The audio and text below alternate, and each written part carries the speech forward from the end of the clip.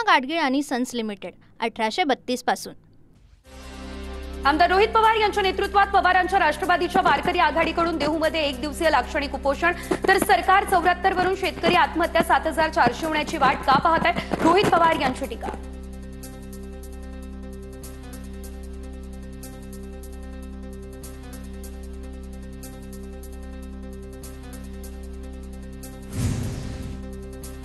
काँग्रेसचं नागपूर महापालिकेविरोधात महानगरपालिका कार्यालयात आंदोलन, नागपूरमधील कचरा आणि पाणी पुरवठा समस्यांसह इतर प्रश्नांवरून काँग्रेस आक्रमक। सोलापुरात काँग्रेसचं पिठलं भाकरी आंदोलन, तर सरकारमुळे शेतकऱ्यांवरती काळी दिवाळी साजरी करण्याची वेळ, आंदोलकांचा हा आरोप। वाशिम जिल्हाधिकारी कार्यालयाबाहेर काँग्रेसचं चटणी भाकर खात निषेध आंदोलन, शेतकऱ्यांच्या विविध मागण्यांसह वाशिम जिल्हा दुष्काळग्रस्त घोषित करण्याची मागणी। नांदेडमध्ये स्वाभिमानी शेतकरी संघटनेचं चटणी भाकर आंदोलन, शेतकऱ्यांच्या विविध मागण्यांसाठी स्वाभिमानी शेतकरी संघटना आक्रमक। रत्नागिरीच्या चिपळूणमध्ये खड्ड्यात फटाके फोडत सरकारचं नादुरुस्त रस्त्यांकडे लक्ष वेधण्याचा प्रयत्न, कळंबस्ते फाटा ते धामणंद रोड मार्गाची दुरावस्था, तर माजी सभापती शौकतभाई मुकादम यांचं कार्यकर्त्यांसह मोठं आंदोलन। सांगली महापालिकेकडून पाणी पुरवठा बंद ठेवण्यात आला, त्यामुळे ऐन दिवाळीमध्ये पाणी टंचाई, काँग्रेस आणि भाजपच्या नगरसेवकांची पालिकेवर धडक, यावेळेस नगरसेवकांनी अधिकाऱ्यांना घालत धरणे आंदोलनही केलं। अमरावती शहरातील नवसारी भागातील कचऱ्याच्या समस्येवरून नागरिकांचं आंदोलन, रस्त्यावर कचरा फेकत आंदोलन, प्रशासनानं उपाययोजना करण्याची नागरिकांची मागणी। अतिवृष्टीसह पुरामुळे जिल्ह्यातील 22,000 हेक्टरवरील पिकांचं नुकसान, 52,879 शेतकरी बाधित, नुकसानग्रस्तांना आर्थिक मदत देण्यासाठी शासनानं 34 कोटी रुपयांचा आर्थिक निधी केला मंजूर। नागपूरमध्ये ऐन दिवाळीमध्ये पावसाची शक्यता, वातावरण कोरडं असलं तरी 21 ते 23 दरम्यान विदर्भातील बहुतांश जिल्ह्यात हलक्या फुलक्या पावसाची शक्यता। जळगावमधल्या 40 गावात कांद्याच्या दरात घसरण, तर आवक वाढली आणि बांगलादेशातील कांद्याची निर्यात बंद झाली, त्यामुळे कांद्याचे दर घसरले, कांद्याला 700 ते 800 रुपये प्रति क्विंटलचा दर। जालना जिल्ह्यातील 28,000 हेक्टरवरील मोसंबीचं क्षेत्र धोक्यात, मोसंबी फळबाग उत्पादक शेतकरी संकटात, मागच्या काही दिवसांपासून सुरू असलेली फळगळ आणि कवडीमोल बाजारभाव, त्यामुळे शेतकरी चिंतेत। भोकरदन तालुक्यात यंदा 65,000 हेक्टर क्षेत्रावर रब्बीची होणार पेरणी, खरीपात झालेलं नुकसान भरून काढण्याची शेतकऱ्यांची तयारी, यंदा सर्वत्र जोरदार पाऊस, त्यामुळे जलसाठ्यात मोठी वाढ। पुण्यात मार्केट यार्डात पालेभाज्यांची आवक वाढली, त्यामुळे सर्वच प्रकारच्या पालेभाज्यांच्या भावामध्ये 30 ते 40% घट, दिवाळीमुळे मालाला कमी उठाव, त्यामुळे दर पडले। चिखलबीड गावामध्ये स्वस्त धान्य दुकानातील तांदळामध्ये आळ्या, किडे आणि धूळ, संतप्त नागरिकांनी तांदूळ तहसीलदारांच्या टेबलावरच आणून ठेवला, तहसीलदारांकडून निकृष्ट धान्य तात्काळ बदलण्याच्या सूचना। कन्नडच्या गराडा तांड्यावरील स्वस्त धान्य दुकानात निकृष्ट दर्जाचा तांदूळ, गव्हाचं वितरण, प्रशासनाच्या कारभारावर ग्रामस्थांकडून संताप, संबंधितांवरती कारवाई करण्याची होतीये मागणी। जळगावमधल्या बाजारपेठेत झेंडूच्या फुलाला भाव नाही, त्यामुळे फुल उत्पादक चिंतेत, मागणी असूनही भाव मिळत नाही, त्यामुळे फुल उत्पादक शेतकरी हवालदिल, सरकारने याकडे लक्ष द्यावं अशी शेतकऱ्यांची मागणी। दीपावली या सणाच्या निमित्तानं मनमाड बाजार समितीमध्ये झेंडूच्या फुलांचा लिलाव, झेंडूच्या फुलाला प्रति किलो 18 ते 25 रुपयांचा दर, शेतकऱ्यांमध्ये निराशा। नाशिकच्या लासलगाव बाजारपेठमध्ये झेंडूच्या फुलाला अपेक्षित भाव मिळाला नाही, त्यामुळे शेतकऱ्यांमध्ये नाराजी, उत्पादन खर्च निघत नाही, शेतकरी त्यामुळे आर्थिक अडचणीत। नाशिक पालिका प्रशासनाकडून बॅनरमुक्त शहर करण्याची मोहिमेअंतर्गत आता पालिका प्रशासनानं अधिकृत बॅनर काढले, प्रत्येक वर्षी दिवाळीला दिसणारे राजकीय बॅनर यंदा मात्र गायब झाल्याचं दिसतंय चित्र। नाशिकमध्ये लोंढे पिता पुत्रांची अंबड पोलीस ठाण्यामध्ये रवानगी, तर बंगला बळकावल्याप्रकरणी लोंढे टोळीवर खंडणीचा स्वतंत्र गुन्हा, चौकशीसाठी मध्यवर्ती कारागृहातून लोंढेंचा अंबड पोलिसांकडे ताबा। छत्रपती संभाजीनगरमधील शुभम परदेशी हत्या प्रकरणात आरोपींची संपत्ती जप्त करण्याची मागणी, तर नागदमध्ये ग्रामस्थांकडून मूकमोर्चा, हत्या प्रकरणातील 7 आरोपींपैकी एक आरोपी अजूनही फरार। नाशिकमध्ये रिक्षा चालकाकडून शिवीगाळ करत तरुणीला मारहाण, सरकारवाडा पोलीस ठाण्यात विनयभंगासह मारहाणीचा गुन्हा दाखल।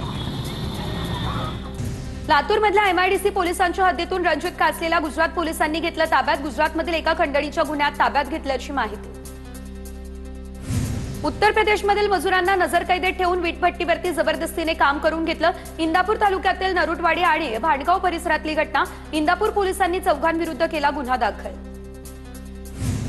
साताऱ्याच्या कोरेगावमध्ये भाजपच्या पदाधिकाऱ्यांवर कोयत्यानं हल्ला तर जमिनीच्या वादातून कोयत्यानं हल्ला झाल्याची माहिती। रहिमतपूर पोलीस ठाण्यामध्ये परस्पर विरोधी तक्रार दाखल। सोलापूरमधील माढ्याच्या उच्चशिक्षित तरुणाचा माण तालुक्यामध्ये आढळला मृतदेह। तुषार शिंदे असं मृत तरुणाचं नाव।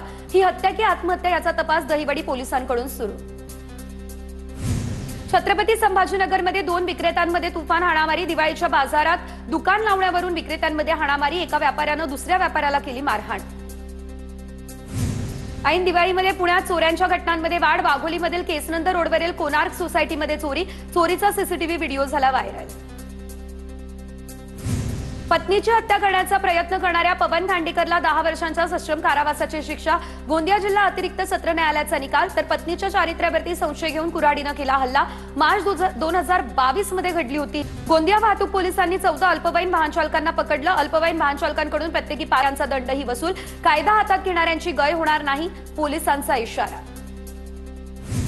नाशिकच्या येवल्यातील नागडे या ठिकाणी अज्ञात व्यक्तीने दुचाकी जाळली। अविनाश घेवर यांच्या मालकीची दुचाकी अज्ञातानं जाळली। मध्यरात्री 2 वाजण्याच्या सुमारासची ही घटना। येवला शहर पोलीस ठाण्यामध्ये तक्रार दाखल। जालन्याच्या निमखेडा बुद्रुकमध्ये 30 एकर क्षेत्रावरील ऊस जळून खाक। विजेच्या तारांचा एकमेकांना स्पर्श, त्यामुळे आग लागल्याची माहिती।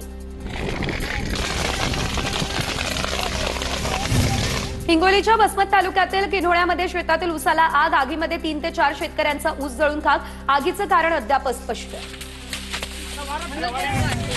चंद्रपूरच्या चिमूरमध्ये नापिकी आणि दर घसरल्यानं शेतकऱ्यांना शेतातील सोयाबीनचा ढीग दिला पेटवून। अतिवृष्टीनंतर हाती आलेल्या पिकातून मजुरांचा खर्चही निघत नसल्यानं शेतकऱ्यांचा संताप। नुकसान भरपाई देण्याची होतीये मागणी। पुण्यात फायटर कोंबड्यांची झुंज लावून जुगार खेळण्याचा प्रकार। कोंबड्यांच्या झुंजीतून जुगार खेळणाऱ्या टोळीला वानवडी पोलिसांनी केली अटक। पोलिसांनी केलेल्या कारवाईत तब्बल 5 लाखांचा मुद्देमाल आता जप्त। बीडच्या परळीमध्ये नैसर्गिक शेती अभियानाअंतर्गत बांबू लागवड आणि फळ प्रक्रिया कार्यक्रमाचं आयोजन। कृषी मूल्य आयोगाचे अध्यक्ष पाशा पटेल यांचं शेतकऱ्यांना मार्गदर्शन।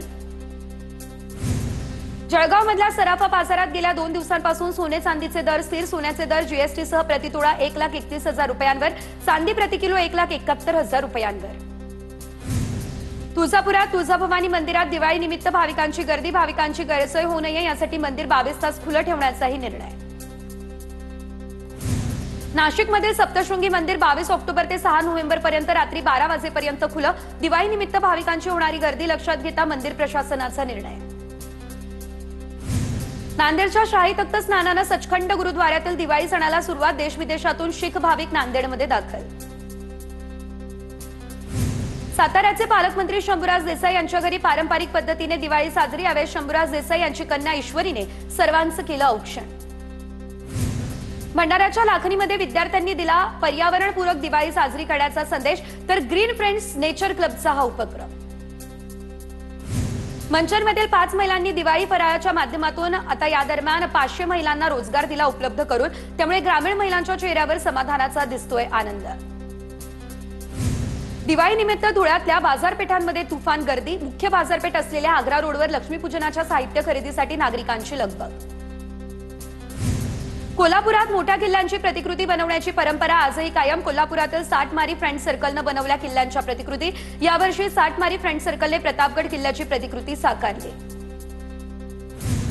सिंधुदुर्गात दिवाळी या सणानिमित्त नरकासूर स्पर्धांचं आयोजन। या स्पर्धांमध्ये नरकासुराचं प्रतिकात्मक दहन। आमदार निलेश राणेंनी जिल्हास्तरीय नरकासूर वध स्पर्धेचं केलं आयोजन। जिल्ह्यातून 16 संघांचा या स्पर्धेमध्ये होता सहभाग।